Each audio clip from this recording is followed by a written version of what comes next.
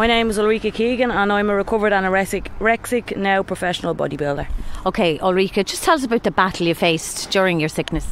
I battled for over 10 years with anorexia physically. My nails were impacted, my hair became very thin, I had problems then with my teeth and my heart. I had to go in to get heart scans. It affects your organs, and I had to get scanned as well for osteoporosis to check out my bone density, because you lose bone density through this eating disorder. At what age did this start happening? It started happening at 15 years of age. I was 15 when I was diagnosed with anorexia. The only place now that could help me at the time was the Child and Adolescent Services in Darndale. But they don't solely just cater for eating disorders, it's everything. So that was the only place that I could get help back then. How long would you have suffered for with this illness? I'd suffered for at least 10 years with this illness. Physically, it's still impacted me. How did it impact you? It impacted me physically. Looking at myself in the mirror, I didn't like what I saw. Each time I just wanted to keep getting the scales to go down, just picking at literally skin and saying in my head that I was fat. I just wanted to lose it all, just keep losing weight. Whenever I seen the scales drop, I was happy, you know. I thought I was going in the right direction, but realistically I was just killing myself. Each time that scales went down a stone or a pound, that was a stone or a pound closer to death. But it's not really anything to do with weight, is it? Oh no, it's actually a mental disorder, and it needs to be recognised for that. They need a whole revamp now in the services for this, and it needs to be recognised as a mental health disorder. It's not just somebody wanting to be going for the aesthetic look and for their weight to be losing weight. It's not about that. It's a battle you are facing in your head.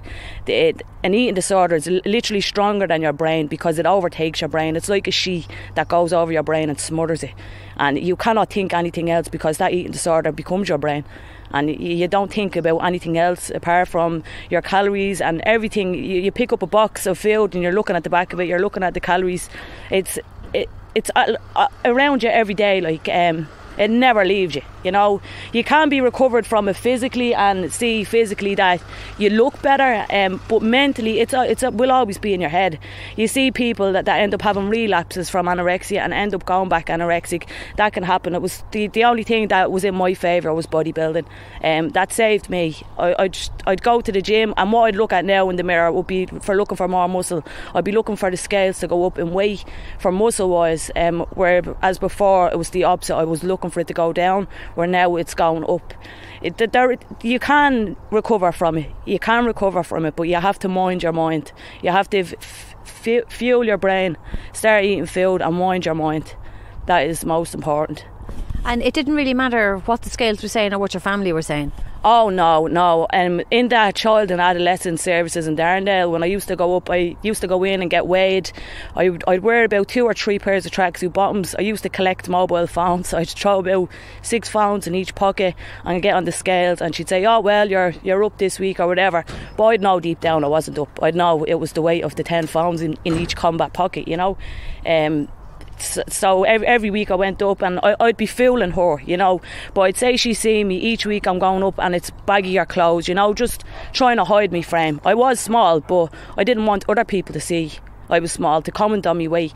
You know, I hid it for a while. I hid it as I was losing weight and progressing into losing weight. I wouldn't be going around in little belly tops trying to show off my stomach, because people would obviously comment and say, get a stew into you. You'd hear all them little stupid sayings when you're anorexic, you know, people throwing these little pums at you. You want to start eating this, that and the other. Anorexic probably thrive off hearing off that, you know. Now if somebody said it, I'd probably say, yeah, go on, give us a protein shake or something. But years ago I'd thrive off that. They'd notice that I've lost weight. They'd notice each week my weight is going down, and then they'd start saying, get a stew into you. In an anorexic's mind, that's saying, right, I'm on the right track. So you're losing weight, people can notice, just keep doing what you're doing. That's the way an anorexic would think of it. The pressures on young people today with social media, how does that affect them? Big time it affects them. Younger generation now on all social media platforms. You'd have the likes of Photoshops now. back when I suffered with it and when I was diagnosed with anorexia, I wouldn't have noticed the Photoshop. It probably came out then in the later years, but people, if they see that their stomach is a bit big, they can just reduce the size of that with Photoshop.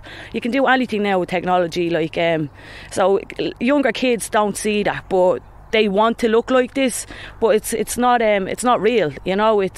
This is not how people really look. It's all done by Photoshop, you know, just trying to mentally attack younger kids' brains, and that's when they end up suffering.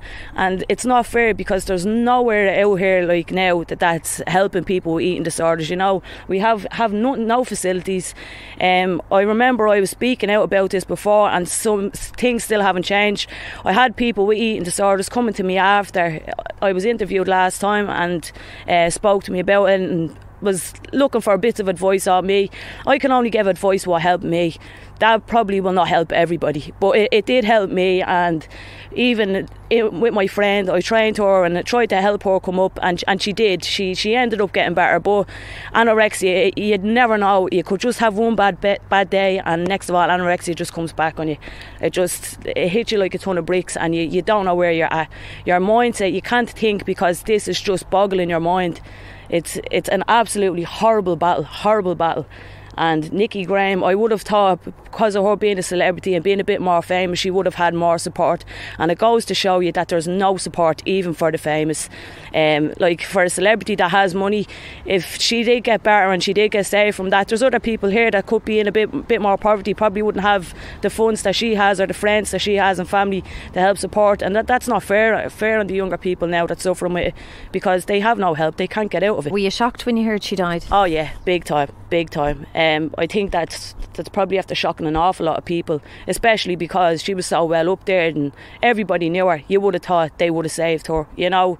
She had the money, and obviously she had a GoFundMe set up as well, and to try and help her. So I was completely shocked with that. Yeah, I would have thought they would have done a bit more better to try and help the woman. But I suppose it's really about the mind, isn't it, and not the money? Absolutely, yeah, it's about the mind. So if you don't want to get better, when I was training, and as I said, my friend, he really did help me at the time. If my mindset wasn't there that I wanted that six pack, I would have never put any food in my mouth. You know, it was the fact that I wanted it. I won't lie, I did obviously have relapse after it. It was not smooth sailing. I didn't just say, he didn't tell me just, right, eat your porridge, do this, do that, and I didn't. I did see me put on weight, and obviously the anorexia part just does come back into your head, and obviously had relapses and just kept going and going and going. And I just, all he ever used to say to me was, finish strong and just keep going, and you're at the home stretch. And I just listened to him and really just trusted the process. But it could have it could have backfired on me, and I could have just ended up like 10-ton Tessie. But I had to put my trust in him, and for an anorexic, that is very hard to trust somebody with your food. You can't do it. It is so hard. Even when I was suffering with anorexic, with my mum making my food and all, I used to keep going in, did you put something else in that? Did you put oil in that? You can never enjoy a meal. And even to this day, going out for food, I was always a picky eater, but I would be very picky now going out for food or anything. I'd be always wondering what their cooking method is. As well, to do with the anorexia and bodybuilding, that kind of impacts me. I want to know what way they're cooking their foods and what they're putting in it, and if are they adding any additives or stuff like that. So it's not as if I can enjoy food now. I eat for fuel. It's not for flavour. So it's still there and you have to mind yourself. Yeah, absolutely. It could always come back, you know, but it's not there in the sense that I want to lose weight, I want to get skinny again. It's just a mental health disorder it was clearly not fixed for me, you know. I had to try and help myself, because if not, I would have been like Nikki Graham myself, you know. I would have been gone, because if I didn't try it myself and have the help of my family and friends, I wouldn't have got there. But you need to fix your mindset. If your mindset is telling you, right, don't eat, and doing what I was doing, cutting calories each day, when I actually didn't need to, you're never going to get anywhere. You need to fuel your brain, you know, fuel your brain to think. Ulrika Keegan, thanks very much for speaking to us. No problem, you're very welcome.